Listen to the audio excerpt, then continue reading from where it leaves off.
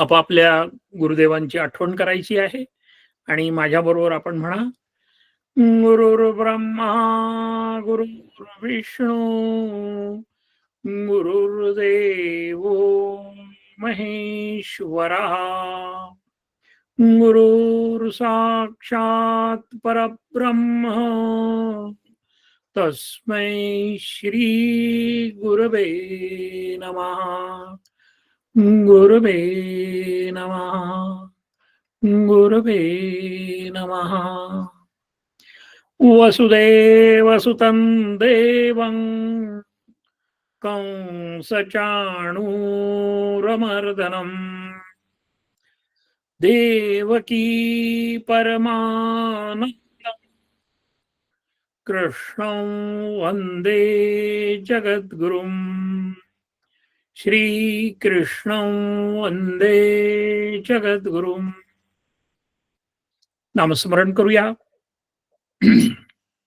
आपण म्हणा माझ्याबरोबर, श्रीकृष्ण गोविंद हरे मुरारे, हे नाथ नारायण वासुदेव. श्रीकृष्ण गोविंद हरे मुरारे, हे नाथ नारायण वासुदेव.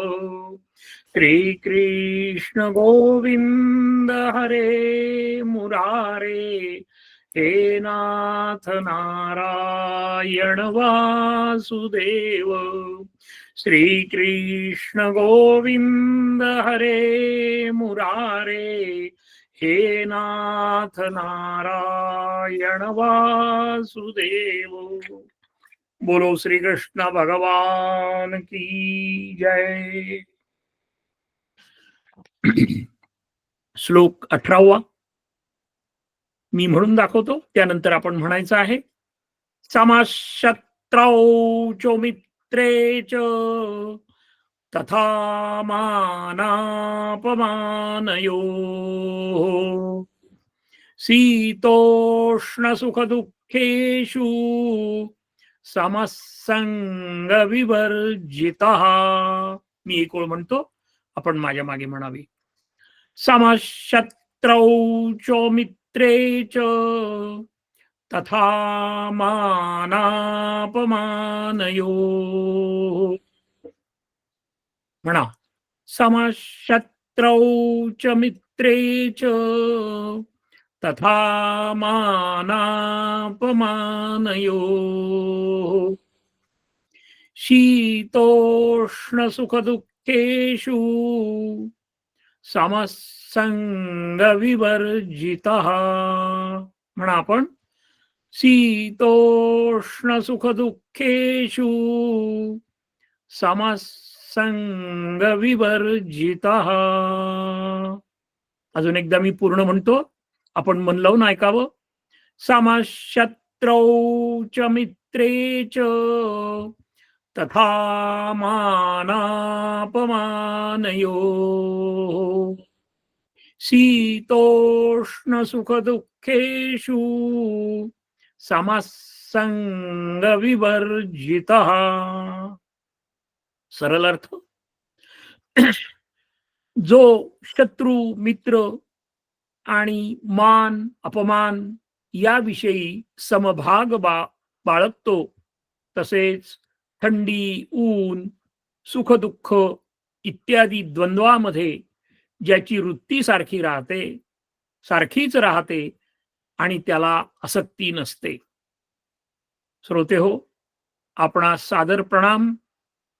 आपण नेहमी लक्षात ठेवूया की जो इतिहासाचा अभ्यास करत नाही, इतिहास समजून घेत नाही, तो कळत नकळत पूर्वीच्याच चुका करून नष्ट होतो.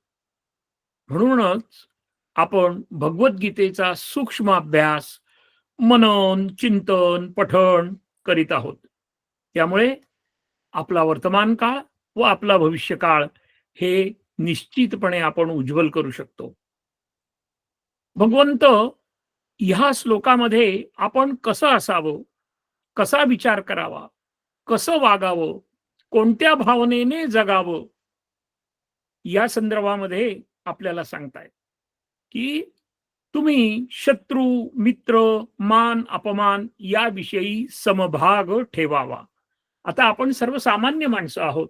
त्यामुळे हे कसं ठेवायचं या बाबतीत सुद्धा आपल्याला आता थोडासा आपण ओवापोह करणार आहोत. आपण उदाहरणं घेतल्यानंतर आपल्याला लगेच पटकन सोपं होऊन जातं ते. त्यामध्ये आपण असं बघूया, की सीता मातेचे अपहरण करून रावणाने श्रीरामाचे शत्रुत्व पत्करले व सोन्याची लंका, मुले, परिवार गमावला. मंदोदरी सारखी पत्नी असूनही विषय लालसेने रावण नष्ट झाला. मग आपण काय याच्यातून अर्थ घ्यायचा आहे, की विषय वासना ही आपणास नष्ट करू शकते. म्हणून आपण गीतेचा अभ्यास करायचा आहे. म्हणून विवेकाने, भक्तीने आणि चाणाक्षपणे वागावं अशा पद्धतीचं आपण बघितलं पाहिजे. यानंतर आपण दुसरं उदाहरण बघूया. भगवान विष्णूंशी वैर करून हिरण्यकश्यपूने आपला नाश ओढावून घेतला. जन्माच्या पूर्वीच कंसाने भगवंताशी शत्रुत्व पत्करलं आणि स्वतःचा नाश करून घेतला. केवळ सारासार विचार न करता मित्र आणि सखा याबद्दल सुद्धा आपण आता सूक्ष्मपणे विचार करणार आहोत. अगोदर मित्र नंतर शत्रू असं सुद्धा होण्याची शक्यता अजिबात नाकारता येत नाही. त्यामुळे आपल्याला आपल्या जीवनामध्ये नेहमी सावध राहणं हे अत्यंत गरजेचं आहे. आता भाव मित्र कसा असतो, तर तो आपला भावनिक आधार असतो. अडचणीच्या वेळेस तो आपल्याला धावून येतो. तथापि शत्रू व मित्र या बाबतीत नेहमी आपण सतसत विवेकबुद्धीने समत्व व सावध विचाराने वागावे. परिवर्तन हा जगाचा नियम आहे. म्हणून आपण नेहमी संयमाने वागावं, सारासार विचार करावा आणि त्याच पद्धतीने सर्वांशी आपण आपले संबंध ठेवणं हे आपलं कर्तव्य आहे. या संदर्भामध्ये आपण दोन उदाहरणं बघणार आहोत. श्रीकृष्णाचा सखा कोण होता? तर अर्जुन होता. आणि अर्जुन कोणाचा सखा होता? श्रीकृष्णाचा होता. ही सुसंगत झाली. त्यामुळे धर्माप्रमाणे वागणाऱ्या सर्व पांडवांचा विजय झाला. आपल्याला हे सगळं माहिती आहे. धर्मो रक्षती रक्षतः, त्या पद्धतीने त्यांचा विजय झाला. वास्तविकरित्या कर्ण हा पांडवांचा मोठा भाऊ, कुंतीपुत्र असूनही केवळ दुष्टबुद्धी, कपटी, अधर्मी अशा दुर्योधनाच्या संगतीने पराजित झाला. हे आपल्याला असे शिकवते की कधीही अधर्मी मित्राची साथ देऊ नये. स्वतःचेही विचारांचा योग्य तो अभ्यास करणं हे आपलं परम कर्तव्य आहे. आपल्या संपर्कामध्ये कुठलीही व्यक्ती आली तर आपल्या मनामध्ये क्षणिक आपण हा विचार केला पाहिजे की ह्या व्यक्तीचा येण्याचा उद्देश काय आहे. आणि ही शक्ती आपल्याला भगवंत बरोबर देतो. प्रत्येकाकडे हा विचार असतो, पण त्याकडे आपण लक्ष देणं हे आपलं परम कर्तव्य आहे. आता आपण मान आणि अपमान या संदर्भामध्ये थोडासा भाग बघूया. भगवंत म्हणतात मान आणि अपमान ह्या दोन्ही गोष्टीसाठी तुम्ही समभाग ठेवा.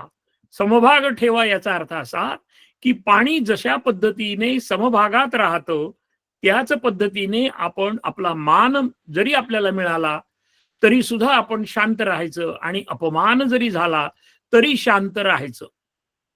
कोणी आपल्याला मान दिल्यावर काय होतं त्याचं आपण उदाहरण बघूया. की आपला अहंकार वाढतो, अहंभाव वाढतो, मी असा मी तसा वगैरे वगैरे.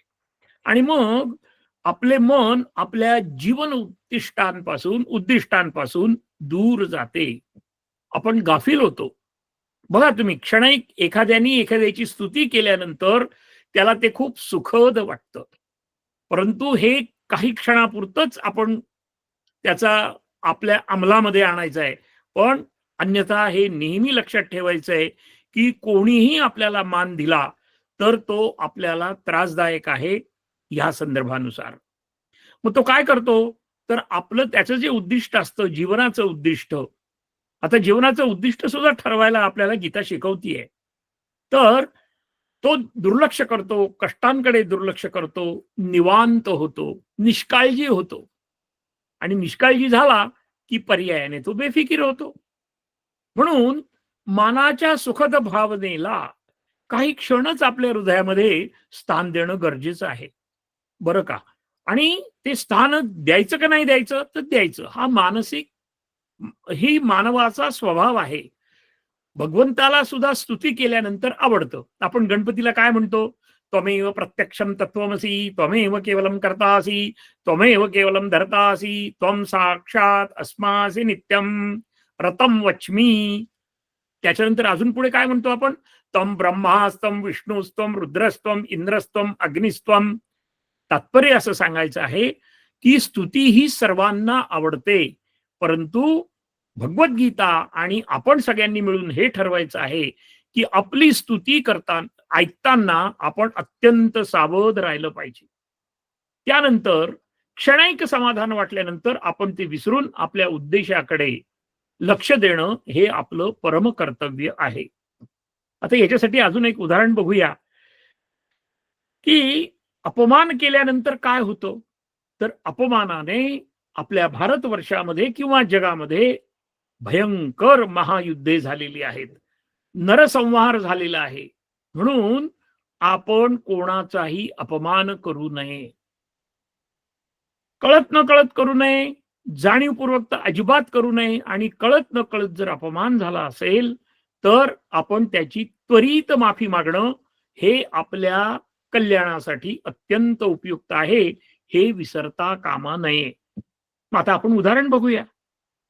हो, सदानंद राजाने गुरु कौटिल्यांचा भर दरबारामध्ये अपमान केला. आता कौटिल्य हे सदानंदांच्याकडे कशाला गेले होते? की तिकडे अलेक्झांडर आलेला होता आणि तो संपूर्ण भारतवर्षामध्ये तो युद्ध करण्यासाठी तयार होता आणि गुरु कौटिल्य म्हणजे चाणक्यांना असं वाटलं की आपल्या राजाला त्यांनी जागृत करावं की हे राजा, तू तयार हो, कारण अत्यंत जवळ असा हा अलेक्झांडर आलेला आहे आणि तो केव्हाही आपल्या राज्यावर स्वारी करेल. मग त्यामुळे त्यांनी त्यांना जे मार्गदर्शन केलं, परंतु धर्माप्रमाणे न वागणारा सदानंद हा आपल्या मद्य, मदिरा आणि बाकीच्याच सगळ्या गोष्टींमध्ये रममाण झाला आणि त्यामुळे तो चिडला. तो चिडला आणि त्यांनी चाणक्यांना सांगितलं की तू कोण? तू कोण दरिद्री? तू दरिद्री ब्राह्मण, तुझा काय उपयोग आहे? तू कशाला मला हे सांगतो? आणि तो चाणाक्ष न राहता तो गाफील राहिला. गाफील राहिल्यानंतर त्यांच्या सैनिकांनी, धनानंदाच्या सैनिकांनी त्याला दरबारातून बाहेर काढलं आणि ते करत असताना झटापटीमध्ये नंदराजाची आज्ञेनुसार कौटिल्याची जी शेंडी आहे ती शेंडी सुटली. शेंडीला गाठ असते, तर ती गाठ सुटली आणि मग अपमान झाल्यामुळे राग आला. कोणाला राग आला? हा आला कौटिल्याला राग आणि तो म्हणाला, जोपर्यंत नंद घराण्याचा नाश करणार नाही तोपर्यंत मी शेंडीला गाठ मारणार नाही. आता बघा, अपमान, संताप, परंतु हा जो संताप होता तो जनहितासाठी होता, राज्याच्या हितासाठी होता, सुखासाठी होता. याचा सुद्धा साधक बाधक विचार आपण करणं हे आपलं कर्तव्य आहे. आणि त्यांनी ती प्रतिज्ञा करून राजदरबार सोडला. आपल्या सगळ्यांना हे माहिती असेल की अशा प्रतिज्ञेने राजदरबार सोडल्यानंतर नंदराजाचा नाश झाला. त्यासाठी भरपूर प्रयत्न करावे लागले, परंतु ते चिकाटी जी आहे ती त्यांनी सोडली नाही, कारण तो त्यांचा जो राग होता तो त्यांच्या मनामध्ये पूर्णपणे कौटिल्यांच्या मनामध्ये भरलेला होता आणि त्यामुळे नंतर ते मौर्य घराणं झालं. चंद्रगुप्त मौर्य हे पहिले राजे झाले आणि त्या मौर्य घराण्याने संपूर्ण भारतावर सुमारे 135 वर्ष राज्य केले. हे केवळ एका अपमानाचे फळ आहे. मग आपण सुरुवातीलाच बघितलं की इतिहासाचा अभ्यास करण्याचं कारण सनातन धर्माचा अभ्यास करण्याचं कारण आपला वर्तमान काळ आणि आपला भविष्यकाळ सुखात जाणं हे आपलं कर्तव्य आहे, यात शंका नाही. आपल्याही आयुष्यात असे अपमानाचे प्रसंग येतात आणि ते आपण कधीही विसरत नाही. थोडंसं मनाच्या कप्प्यामध्ये जाऊन बघा, कोणी काहीतरी एखादाच शब्द असा बोललेला असतो आणि मग त्यामुळे आपल्याला अत्यंत दुःख झालेलं असतं आणि ती जी सल आहे ती आपल्या हृदयामध्ये अगदी पक्की बसलेली असते. सज्जन हो, आपल्या मनातील अंतःकरणातील हे अपमानाचे शल्य, ओझे आपण टाकून द्यायला शिकलो पाहिजे. हे एकदम नाही होणार, हे मान्य आहे. परंतु हळू-हळू त्याचा प्रयत्न करणं हे आपलं परमकर्तव्य आहे. मग मान आपल्या चित्तातून झटकून टाकावा आणि वारंवार प्रयत्नाने हे निश्चितपणे शक्य आहे.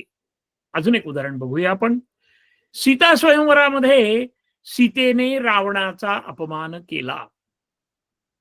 त्याच्या अंगावर ज्यावेळेस धनुष्य पडलं त्यावेळेस ती सीता हसली आणि मग रावणाने तो जो अपमान आहे तो आपल्या मनामध्ये ठेवला आणि रावणाने सीतेचे हरण केले आणि तिला अशोकवनामध्ये बंदी राहावे लागले आणि पुढे रामायण घडलं. हे आपल्या सगळ्यांना माहिती आहे.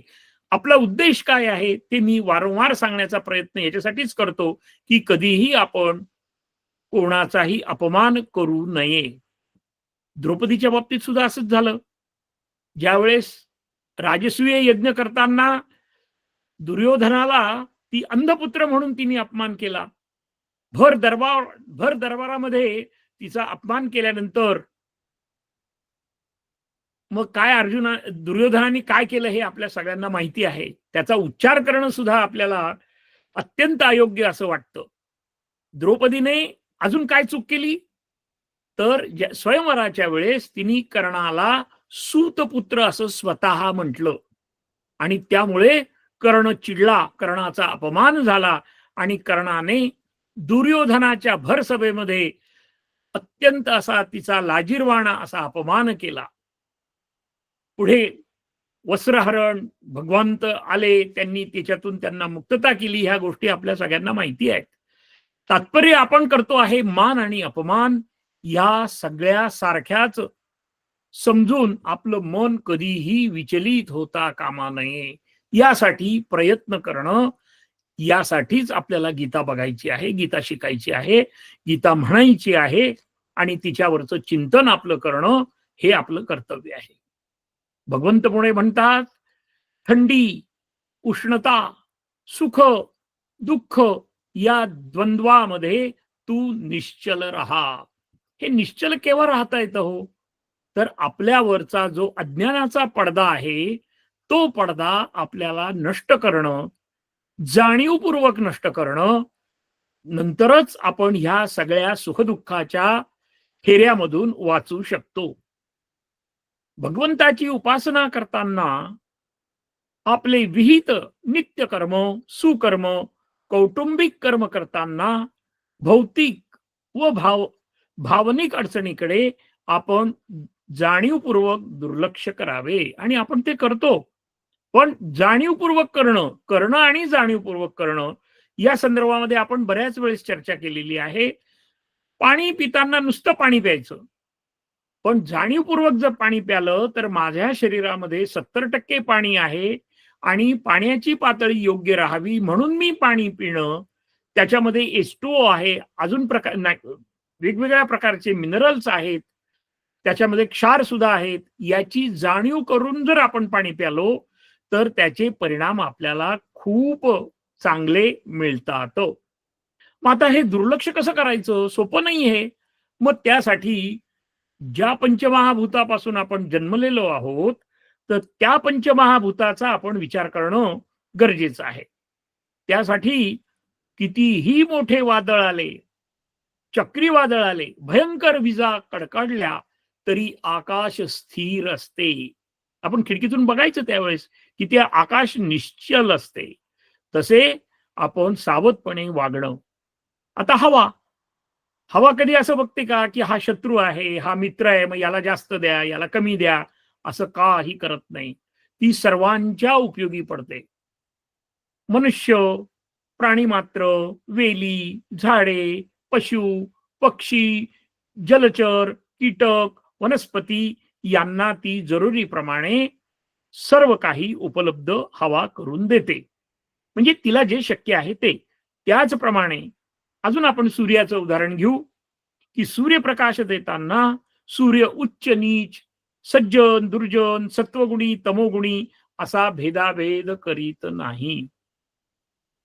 दिवा सुद्धा अंधारामध्ये सर्वांना सारखा प्रकाश देतो. चंद्र सुद्धा आपल्या सर्वांना सारखाच प्रकाश देतो. मग तो बघत नाही राव, रंक, वृद्ध, तरुण इत्यादी अनेक भेदाभेद भरलेल्या या जगाला तो शीतल प्रकाशाने आनंद देतो, मनास सुखकारकता देतो. त्याप्रमाणे हेही दिवस निघून जातील, हे माणसानी कधीही विसरायचं नाही. पाऊस पडतो 24 तास पडतो का? आपण ज्या क्षेत्रात राहतो अजिबात नाही. ऊन 24 तास असतं का? अजिबात नाही. म्हणून त्याचप्रमाणे सुख, दुःख, थंडी, उष्णता कधीही कायमस्वरूपी नसते. म्हणून माणसाने स्थितप्रज्ञासारखे वागून आपल्या कर्तव्यापासून कधीही दूर जाता कामा नये, असे भगवंत आपल्याला सांगत आहेत. यानंतर आपण 19वा श्लोक घेणार आहोत. मी एकदा वाचून दाखवतो. तुल्य निंदा स्तुतिर्मौनी संतुष्टो येन केनचित् अनिकेतस्थिरमतीर भक्तिमान मे प्रियो नरः. आपण म्हणा माझ्या मागे. मी अगोदर एक ओळ म्हणतो, नंतर आपण म्हणायचं आहे. तुल्य निंदा स्तुतिर्मौनी संतुष्टो येन केनचित्. म्हणा. तुल्य निंदा स्तुतिर्मौनी संतुष्टो येन केनचित् पुढची ओळ. अनिकेतस्थिरमतीर भक्तिमान मे समे प्रियः. आपण म्हणा.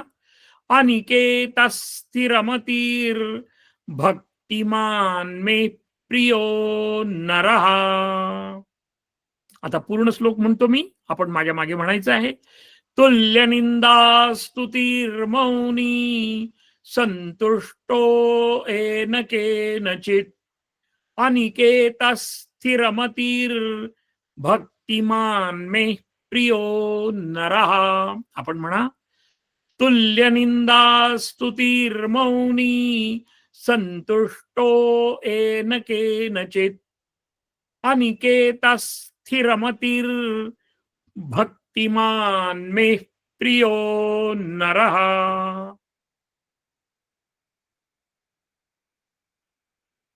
यानंतर आपण अर्थ बघणार आहोत. ज्याला निंदा स्तुती सारखीच वाटते, जो ईश स्वरूपाचे मनन करणारा असतो, जो जे काही मिळेल त्यामध्ये शरीर निर्वाह होण्याने नेहमी समाधानी असतो, निवासस्थानाविषयी ज्याला ममता किंवा आसक्ती नसते, तो स्थिर बुद्धीचा असणारा भक्तिमान पुरुष मला प्रिय आहे. सज्जन हो, आत्ताशी आपण श्रीमद भगवद्गीतेमध्ये प्रवेश करत आहोत. त्या विषयामध्ये भगवंत कृपेने आपण एक एक श्लोक, एक एक अध्याय बघत आहोत. आज आपला 20वा अध्याय भगवंताच्या कृपेने पूर्ण होईल. आणि ही फक्त भगवंताचीच कृपा आहे, अन्यथा हे सर्वांच्या भाग्यात नाही, हे कधीही विसरता कामा नये. आपण आता अर्थ बघूया की निंदा स्तुती जो ईश्वराचे मनन करतो आणि शरीर निर्वाहासाठी जसं असेल तसा समाधानी राहतो. तुकाराम महाराज म्हणतात, जसे असेल तशा पद्धतीने आपण शांतपणे वागलो की आपलं जीवन आनंदी समाधानी होतं. ज्यावेळेस त्यांची पत्नी गेली, मुलं गेले, त्यावेळेस त्यांनी वेगवेगळ्या पद्धतीने भगवंताला सांगितलं, बरे झाले देवा, झालो मोकळा. आता आपण निंदेबद्दल बघूया. निंदा म्हणजे काय? तर दुसऱ्याच्या वर्मावर बोट ठेवणे. काही लोकांना, आपणच आपला अभ्यास करायचा, आपण इतरांसाठी काही करत नाहीये. आपण काय करतो आहोत की आपलं शरीर म्हणजे हार्डवेअर, आणि विचार म्हणजे सॉफ्टवेअर आहे. मग ह्या सॉफ्टवेअरमध्ये आपण हे आपल्याला चेक करून घ्यायचं आहे, की मी निंदा करतो का? मी दुसऱ्याच्या वर्मावर बोट ठेवण्याची मला सवय आहे का? दुसऱ्याच्या व्यंगाबद्दल मला त्याला चिडवण्याची सवय आहे का? त्यानंतर मग माणसाला अतिशय दुःख होते. राग येतो, संताप येतो आणि मग संतापाला की पुढे काय होतं? संतापाच्या भरामध्ये हानी, हत्या, माणसाचे संतुलन बिघडते. आता परत आपण इतिहासाकडे जाणं गरजेचं आहे. शिशुपाल भगवंताची नेहमी निंदा करत असे. मग अर्जुन आणि बाकीचे लोक त्यांना म्हणायचे, की "अहो तुम्ही एवढा शिशुपाल तुमची निंदा करतो, तुम्ही त्यांना मारत का नाही? तुम्ही त्यांना समजावून का नाही सांगत?" नाही. भगवंत म्हणाले, की "त्याचे 100 अपराध होऊ देत, मग मी बघतो काय करायचं ते." आणि मग त्याप्रमाणे ज्यावेळेस शिशुपालाचे 100 अपराध झाले, त्यावेळेस भगवंताने त्यांचा शिरच्छेद केला. कर्णाचा सारथी शाल्व राजा होता. सुरुवातीला तो तयार नव्हता, की मी नाही तुझं सारथ्य करणार. परंतु त्यांनी अट टाकली. शाल्व राजांनी कर्णाला अट टाकली, की मी जे बोलेल ते तुला ऐकावं लागेल. आणि त्यामुळे संपूर्ण प्रवासामध्ये म्हणजे रथ हाकताना शाल्व राजा ही कर्णाची निर्भत्सना निंदा करत होता. आणि त्या निंदा केल्यामुळे त्याचा जो उत्साह होता तो हळू हळू कमी होत गेला आणि कर्णाची निर्णय शक्ती सुद्धा क्षीण झाली आणि चुकीच्या रस्त्याने गेल्याने त्याचे चाक चिखलात अडकले व त्याचा वध अर्जुनाने सहज केला. ही कथा सुद्धा आपल्याला माहिती असावी. म्हणून इतरांनी कितीही निंदा केली तरी आपण विचलित होता कामा नये. मग आता त्याच्यासाठी उपाय काय आहे हो? त्याच्यासाठी साधा उपाय आहे. आपल्या श्वासाकडे लक्ष देणं. हे सुद्धा गीतेच्या मध्ये आपल्याला शिकवलं जाणार आहे किंवा आपण त्याची बद्दलची चर्चा करणार आहोत. उलट निंदकाचे घर असावे शेजारी. आपण त्याच्यातला चांगला अर्थ घ्यायचा आणि आपल्यामध्ये सुधारणा, वारंवार सुधारणा, क्षणोक्षणी सुधारणा, दिवसेदिवस सुधारणा केलं की एक वेळ अशी येते की अत्यंत आपली प्रगती होते. आणि म्हणून आपण आपल्यामध्ये चांगला बदल करून घेणं हे आपलं कर्तव्य आहे. कधीही क्रोध करू नये आणि कोणाच्या स्तुतीमुळे आपण गर्वही करू नये. कर्तव्य परान्मुख होऊ नये. माझं कर्तव्य काय आहे हे नेहमी लक्षात ठेवलं पाहिजे.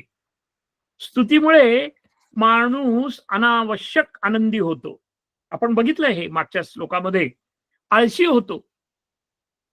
नेहमी एक लक्षात ठेवायचं की खोटी स्तुती करून लबाड माणसे आपला फायदा करून घेतात. बरं कसा करतात? तो फायदा त्यांचा होतो आणि त्रास आणि नुकसान मात्र आपलंच होतं. आणि तो जो त्रास आहे तो त्रास घेतल्यामुळे आपलं जीवन जे आहे ते अयोग्य होतं. म्हणून कोणीही निंदा व स्तुती केली तरी आपण विचलित होता कामा नये. आणि हे आपलं सारखं आपल्या मनाला सांगायचं असतं, बोलायचं असतं. मग यासाठी पंचतंत्रामध्ये सनातन धर्माचाच एक उपभाग किंवा जेणेकरून सर्वसामान्यांना समजावं म्हणून पंचतंत्राची गोष्ट वेगळी आहे की सुरुवात कशी झाली ती. तर त्याच्यामधली आपण एक कावळ्याची गोष्ट बघूया की तो कावळा हाता त्याच्या जिभेमध्ये त्याच्या चोचेमध्ये एक भाकरीचा तुकडा होता आणि तुकडा असल्यानंतर खाली होता कोल्हा. कोल्हा म्हणायला लागला, "अरे काय कावळे दादा, तुमचा आवाज किती छान आहे, कोकिळेपेक्षाही छान आहे." आता त्यांनी त्याचं काम करायचं, आपली भाकरी तुकडा मिळवलेला होता तो खायचा, ते दिलं सोडून आणि त्याच्या बोलण्यानी, त्या लबाड कोल्ह्याच्या बोलण्यानी तो भुलला. तो भुलला ही चूक झाल्याबरोबर काय झालं पुढे? की तो म्हणायला लागला, "अरे एकदा तर म्हणून बघू आपण, काव काव खरंच आपला आवाज चांगला आहे का म्हणून." आणि मग जेव्हा तो आपला आवाज ऐकला त्यांनी, तेवढ्या वेळेत काय झालं की त्याच्या भाकरीचा तुकडा जो आहे तो खाली पडला आणि तो कोल्ह्याने पटकन गिळला आणि कोल्हा त्या ठिकाणाहून पळून गेला. त्याप्रमाणे आपल्या सभोवताली कोणीही आपली स्तुती केली तरी आपण कधीही भुलून जायचं नाही. ही गोष्ट वारंवार का आपल्याला सांगावी लागते? त्याचं कारण असं आहे की हे जे मन आहे त्या मनावरचा अभ्यास आपल्याला करणं गरजेचं आहे. पुढच्या शब्दामध्ये असा आलाय की एन केन चित, म्हणजे कोणत्याही प्रकारची विशेष आवड निवड न ठेवता मिळेल त्या सुखात आपण जीवन व्यतीत करावं. याचा अर्थ प्रयत्न करू नये असा आहे का? अजिबात नाही. आपण प्रयत्न करायचा आहे, परंतु कर्मण्येवाधिकार असते मा फलेषु कदाचन. मी माझं कर्तव्य मात्र प्रामाणिकपणे, सचोटीने, चिकाटीने आणि सातत्याने करत राहणार. फळ देणं न देणं हे पुढे येणार आहे दुसऱ्या अध्यायामध्ये. तर त्यावेळेस आपण त्याची काळजी अजिबात करायची नाही. नंतर विवेकाने विचार करून आपल्या शरीराचे पालन पोषण केले पाहिजे. आता विवेकाने पालन पोषण आणि आहार कसा घ्यायचा? तर आपल्या समोर जेव्हा ताट येईल त्यावेळेस आपण विचार केला पाहिजे की याच्यामध्ये कार्बोहायड्रेट किती आहेत, याच्यामध्ये विटॅमिन्स किती आहेत, याच्यामध्ये मिनरल्स किती आहेत. असा दररोज जेव्हा आपण अभ्यास करू, त्याबद्दल जेव्हा आपण जागृत होऊ, तेव्हा आपल्या लक्षात येणार आहे की अरे बरेच दिवस झाले आपण आंबट पदार्थ खाल्ला नाही. आंबट पदार्थामध्ये सी विटॅमिन्स असतं. ह्या पद्धतीने जागृतीने जर आपण जगलो तर पुन्हा आपण तिथेच येतो की त्या ठिकाणी आपलं जीवन जे आहे ते निश्चितपणे यशस्वी होणार. उदाहरण कुठलं आहे? महाराणा प्रतापने प्रसंगी गवताच्या भाकरी खाऊन उदरनिर्वाह केला, परंतु देशाभिमान सोडला नाही आणि त्यांनी प्रचंड युद्ध अकबराबरोबर केलेलं आहे. म्हणून जे जे मिळेल ते ते आपण आनंदाने खायचं आहे. विशेषतः जपानमधील लोक अन्न घेताना, आपल्याकडे सुद्धा आहे, आपण जे मंत्र म्हणतो, वदनी कवळ घेता नाम घ्या श्रीहरीचे, आपला जो जठराग्नी आहे त्यामध्ये आपण यज्ञ करत असतो. तर अशा पद्धतीने चांगल्या भावनेने जेव्हा आपण अन्न ग्रहण करू त्यावेळेस ते अन्न आपल्याला पचतं. यानंतर आपण बघणार आहोत अनिकेत म्हणजे राहण्याच्या जागेची किंवा वस्तूची किंवा कपड्याची आसक्ती नसणे. भगवंतानी सर्व गोष्टी आपल्याला अत्यंत सुस्पष्ट अशा भगवद्गीतेमध्ये सांगितलेल्या आहेत. आता स्वतः तुम्ही दुसऱ्याला सांगताय तुमचं काय, असा जेव्हा आपण विचार करू त्यावेळेस त्रयस्थपणे जर भगवंताचा विचार केला तर भगवंतांनी कुठेही आसक्ती ठेवली नाही राहण्याच्या बाबतीमध्ये. आपल्या आयुष्यामध्ये सुरुवातीला ते गोकुळला राहिले, नंतर मथुरेला राहिले, नंतर वृंदावनला राहिले आणि द्वारकेला राहिले. या कोणत्याही ठिकाणांचा त्यांनी मोह ठेवला नाही. म्हणून आपणही तसा प्रयत्न करायचा आहे.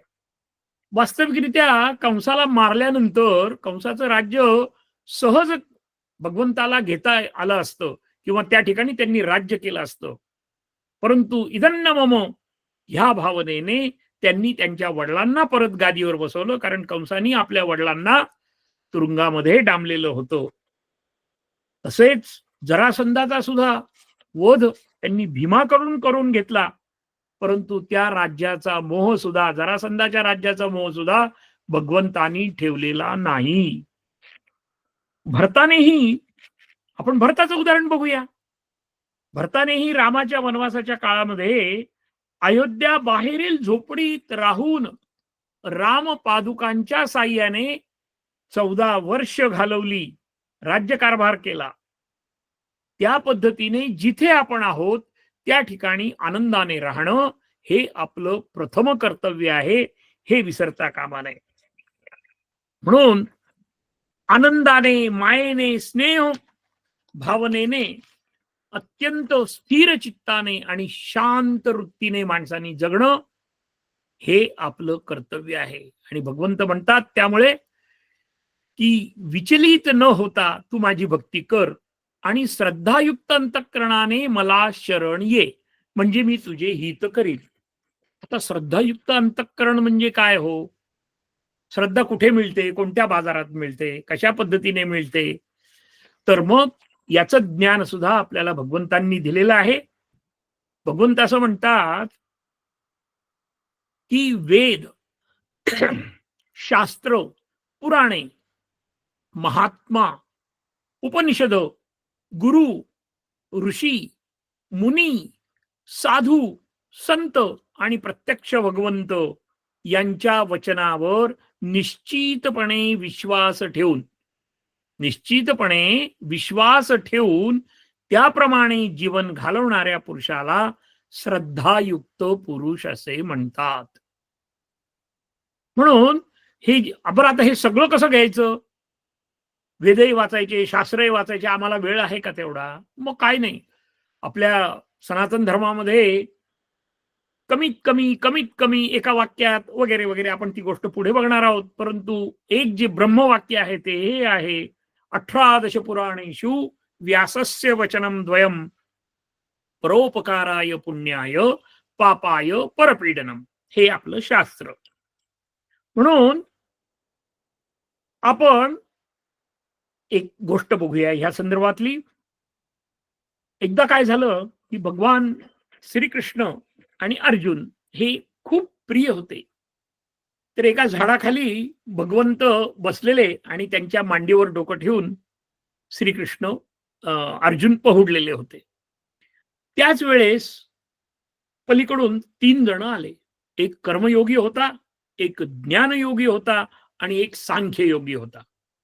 ते आल्यानंतर त्यांनी त्यांना विचारलं, भगवंता, आम्ही तू सांगितलेल्या सगळ्या गोष्टी करतो आहोत, मग आम्हाला स्वर्ग मिळेल की नाही? आता त्या अगोदरची एक घटना अशी आहे की त्यांना लांबून बघितल्याबरोबर श्रीकृष्णाने आपल्या अंगावरचा जो शेला आहे तो शेला अर्जुनाच्या अंगावर टाकला आणि त्याला म्हटलं, तू शांत बस, तू काही बोलू नको, आता हे काय म्हणतात ते बघूया. मग प्रत्येक जणांना आपापल्या कर्म मार्गाचा, ज्ञान मार्गाचा, सांख्य मार्गाचा अहंकार झाला. आणि मग त्याप्रमाणे मग मी आता हे काम केलं म्हणजे मला ते पैसे मिळाले पाहिजेत, अशा पद्धतीने ते म्हणाले की आम्ही एवढं सगळं व्यवस्थितरित्या भगवंता तुझं ऐकतोय, मग आम्हाला स्वर्ग मिळणार की नाही? आता भगवंतांना प्रश्न पडला, काय करावं?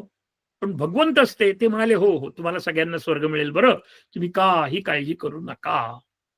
आणि त्यानंतर ते तिघही आनंदाने निघून गेले. आणि मग अर्जुनाने भगवंताला विचारलं की देवा, तुम्ही माझ्या अंगावर पांघरून का टाकलं हो? हा शेला का टाकला? ते म्हणाले, बाबा रे, हे ज्या मार्गाने ते चाललेले आहेत त्या मार्गाचा अहंकार त्यांना निर्माण झालेला आहे आणि त्या अहंकाराच्यामुळे त्यांना जे फळ मिळणार आहे त्याच्यामध्ये काही उणीव राहणार आहे. त्यामुळे सर्वात श्रेष्ठ काय आहे तर भक्ती मार्ग आहे. आणि म्हणून तुम्हाला आम्हाला भक्ती मार्गाकडे जाणं हे आपलं परम कर्तव्य आहे आणि त्याच पद्धतीने गेल्यानंतर आपण समाधानी राहू शकू, यात शंका नाही. यानंतर 20व्या श्लोकाकडे आपण वळत आहोत. ये तु धर्मामृतमिदै यथोक्तं पर्युपासते श्रद्धानामत्परमा भक्तास्तेऽतीव मे प्रियाः. आपण म्हणा माझ्या मागे, मी अगोदर एक ओळ म्हणतो. ये तु धर्मामृतमिदै यथोक्तं पर्युपासते श्रद्धानामत्परमा भक्तास्तेऽतीव मे प्रियाः. म्हणा आपण, ये तु धर्म्यामृतमिदै यथोक्तं पर्युपासते श्रद्धानामत्परमा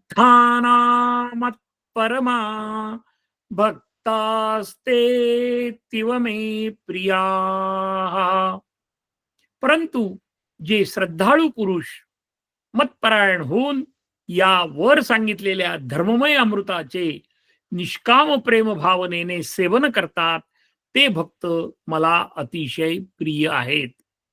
कोड ऑफ कंडक्ट सांगितलेला आहे भगवंतानी आणि त्या पद्धतीने जर आपण वागलो तर आपण भगवंताचे प्रिय होऊ आणि प्रिय झालं की आपला काही विषयच राहणार नाही.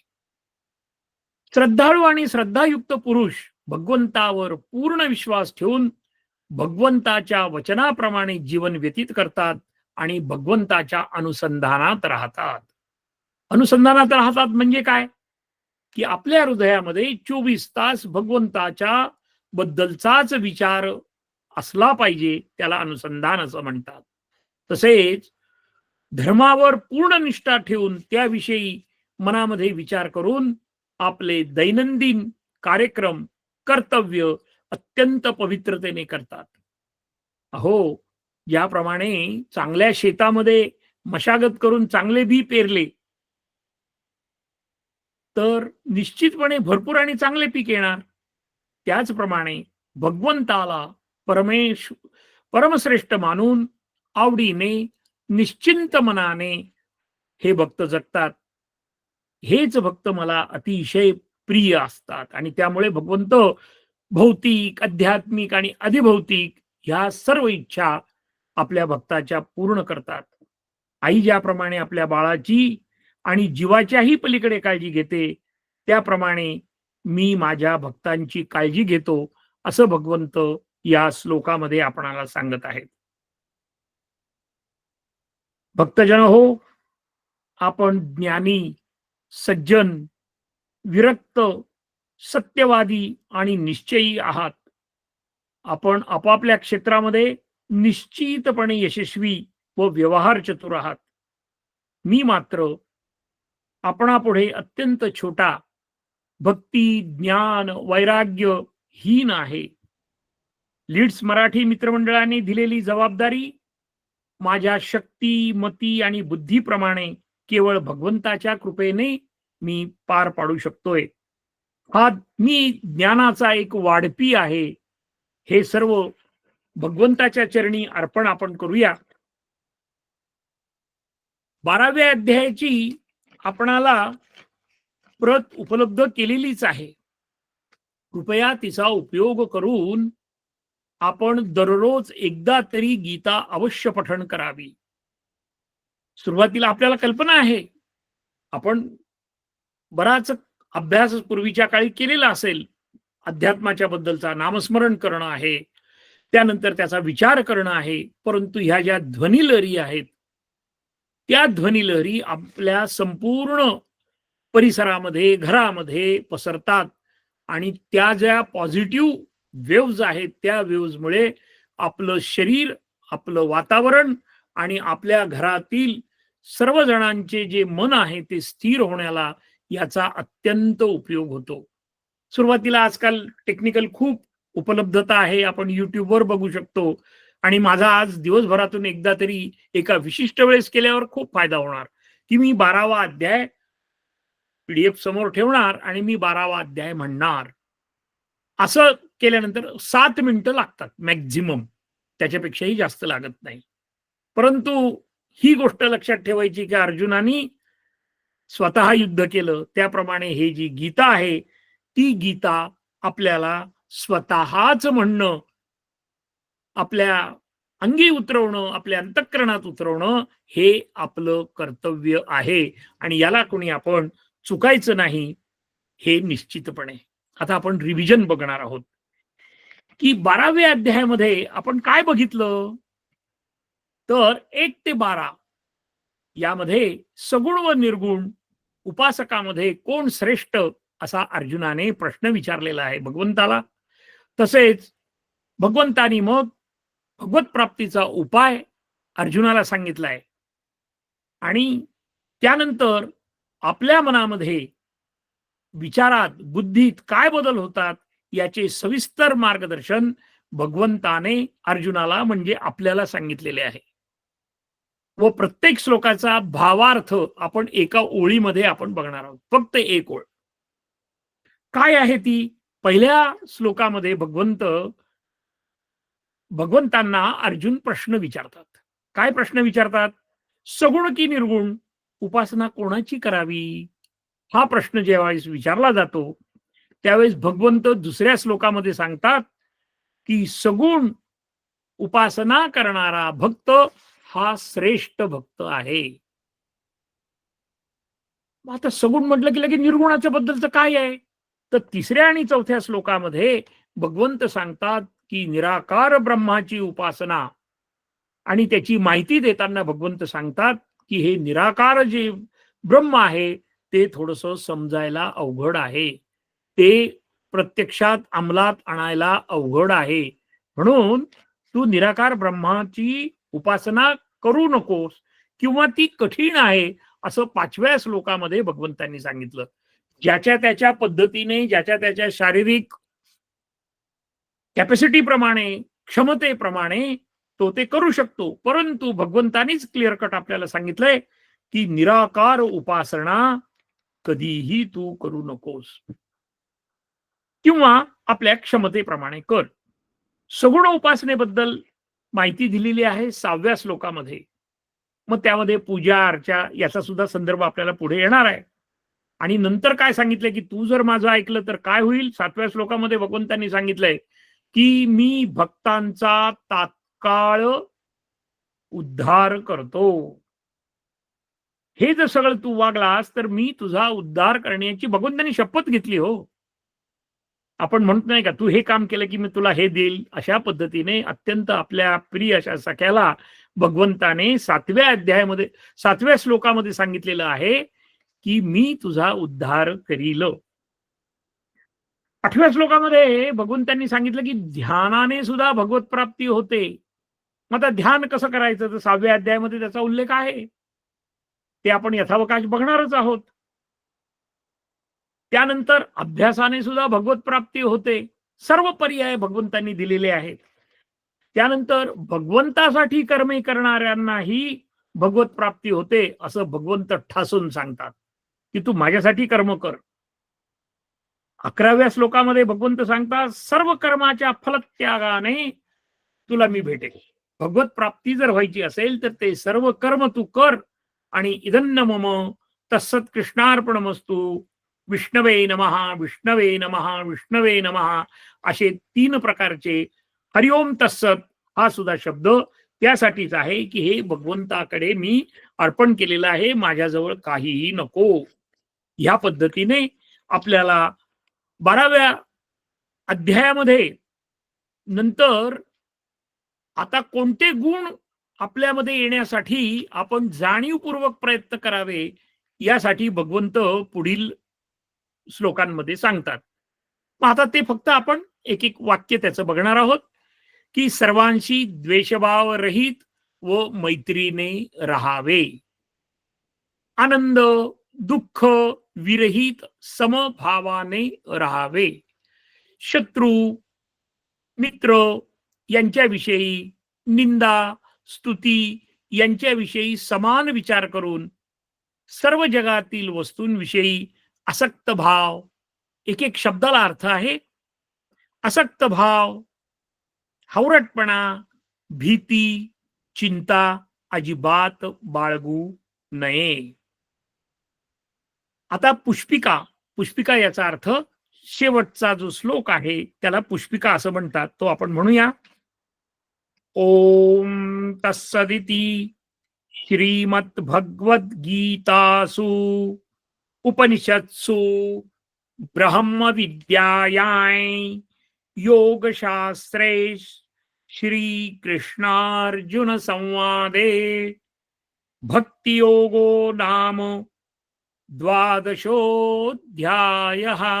अशा पद्धतीने या ठिकाणी भगवंतांनी सुद्धा म्हटलेलं आहे. म्हणजे व्यासांनी ज्यावेळेस गीता लिहिली त्यावेळेस ओम तत्सत इति हे सगळं भगवंता तुलाच मी अर्पण करतो आहोत. आणि ही भगवद्गीता ही कुठून आली याचा संदर्भ देताना उपनिषदामध्ये गीता आहे. आणि ही कोणती विद्या आहे? ब्रह्मविद्या आहे. जीवात्माची ही विद्या नाही, आत्म्याची विद्या आहे की जी डोळ्याला दिसत नाही पण जाणवते. ही ब्रह्मविद्या आहे आणि हे योगशास्त्र आहे. गीतेच्या 18 अध्यायांमध्ये योगशास्त्रे हा शब्द वापरलेला आहे. तुम्ही कनेक्ट व्हा, जुळवा. युज या शब्दापासून आपण मागे त्याचा अर्थ बघितलेला आहे. आणि हा संवाद कोणाचा झालेला आहे? श्रीकृष्ण अर्जुन संवादे. आणि हा जो विशेष भाग आहे तो भक्तियोगो नाम 12ोऽध्यायः ह्या पद्धतीने आपण हे बघितलेलं आहे.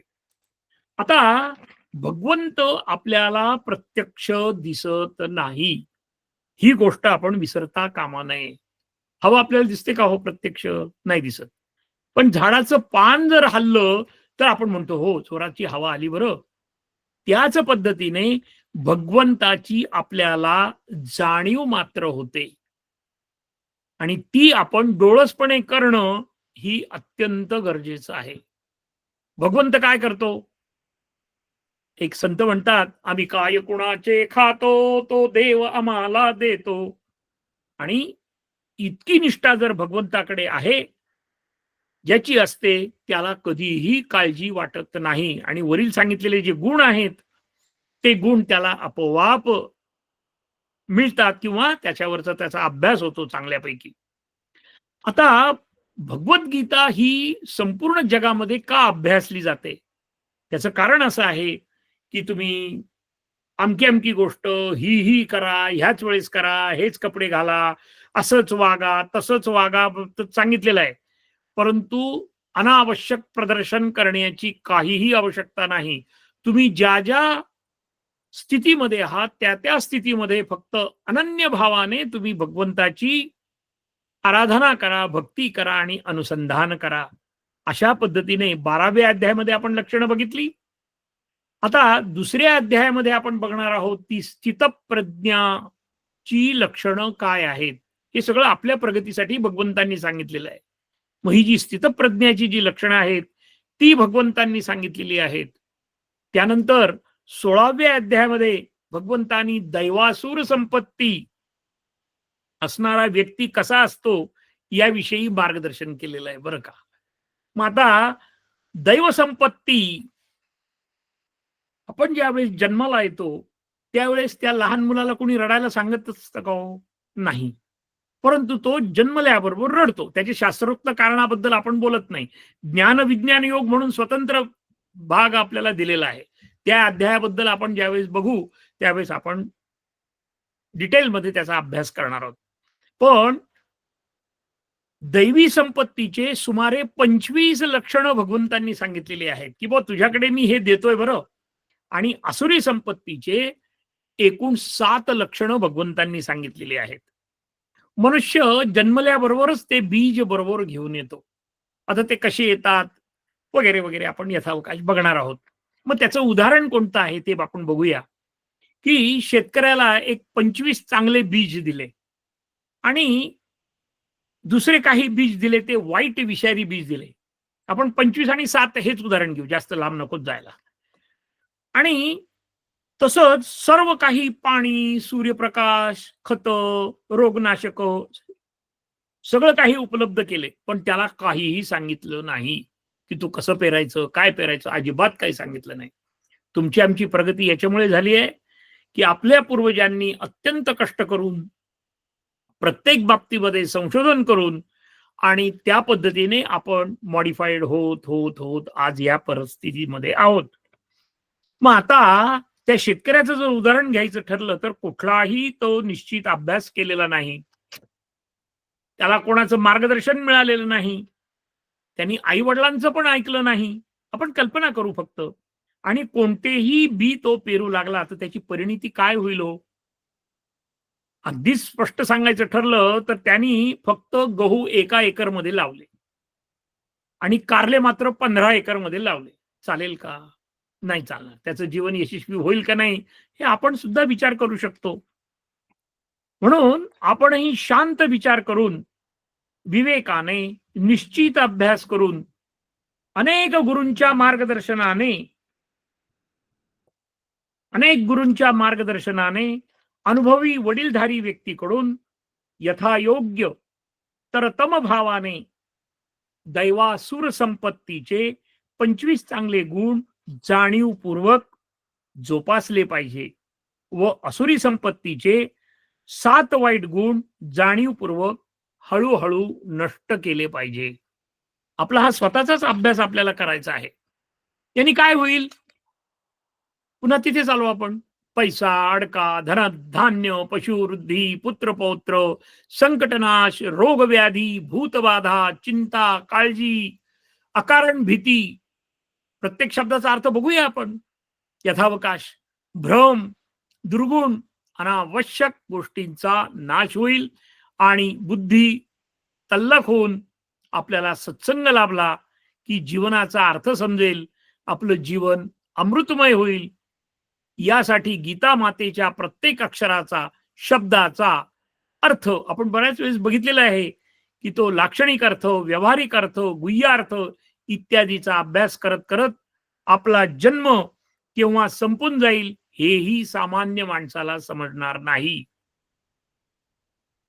ज्ञानेश्वर महाराज म्हणतात, प्रापंचिक नदीच्या पहिलं तीरावर मोक्ष आहे.